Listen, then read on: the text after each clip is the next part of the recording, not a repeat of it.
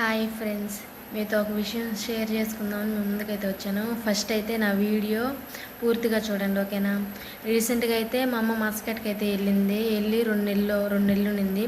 2 నెలల్లో 5 ఆఫీసులు మార్చారనమాట. మార్చి ఆమె వెళ్ళింది టూరిస్ట్ వీసా.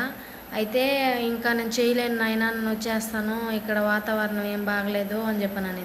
సరే అని చెప్పాను అనేసి వాళ్ళు పెట్టిన వీసా డబ్బులన్నీ కట్టేశాను. మళ్ళీ టికెట్ వేసాను. Ticket IndiGo flight.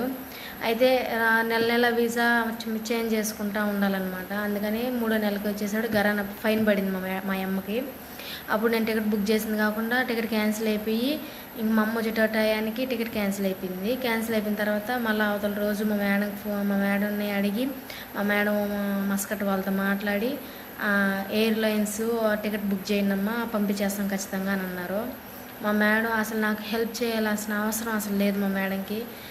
తను నా జీతం నాకు ఇచ్చేసిన తర్వాత మనము వేరే వాళ్ళని పోయి మా మేడం వాళ్ళని ఎవరైనా ఇక్కడ గల్ఫ్లో హెల్ప్ చేయండి మేడం అని అడిగామంటే, నీకు నేను ఎందుకు హెల్ప్ చేయాలి, నువ్వు వచ్చింది నా పని చేయడానికి మాత్రమే, నీ జీతం నీకు ఇచ్చేసాను, నీ బాధలు నువ్వు పడుకో అని చెప్పి నేను అనే వాళ్ళు ఉంటారు. మా మేడం అలా అనలేదు. నేను అడిగిన వెంటనే టికెట్ 1800 రియాలు పెట్టి టికెట్ బుక్ చేసి మా అమ్మని మొన్న ఇంటికి పంపించింది. ఇంటికాడ 120 రూపాయలు తక్కువ 2000 అనమాట. 50,000 టికెట్ ఇంటికాడ డబ్బులు. అయితే మా మేడం ఎంత మంచిదంటే అంత మంచిది. ఏ జన్మలో రుణపడిపోయి ఉన్నామో ఏమో తెలియదు, కానీ ఈ జన్మలో ఆ రుణం తీర్చుకోవాలనేసి నేను ఇంట్లో వచ్చాను అనుకుంటున్నాను. నాకైతే చాలా బాధ వేసింది ఆ రోజు.